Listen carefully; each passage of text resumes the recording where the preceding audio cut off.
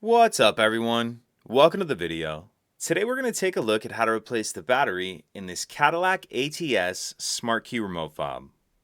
So this key fob is going to be for the Cadillac ATSs that have a push button start ignition, and it's going to use replacement battery CR2032. I'll put a link in the description box of this video to where you can find these replacement batteries if you're in need. The other thing I'm going to be using to replace this key fob battery is a small flathead screwdriver. So the first thing we want to do is grab our key fob and remove the emergency key that's in the bottom of it. That's done by pressing this release that my thumb's on, and the emergency key will pull out like that.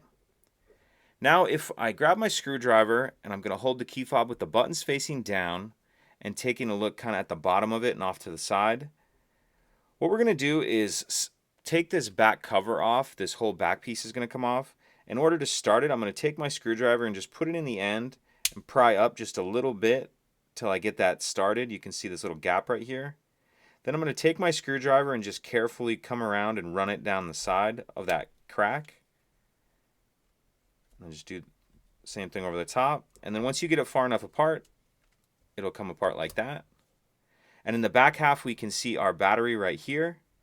So I'll just use my screwdriver to help get this battery out. There's a little bit of a space right here in the battery holder that you can get your screwdriver under. Once we get the old battery out, I'll grab my new battery, and you want to make sure that you're installing that with the plus side down, like that.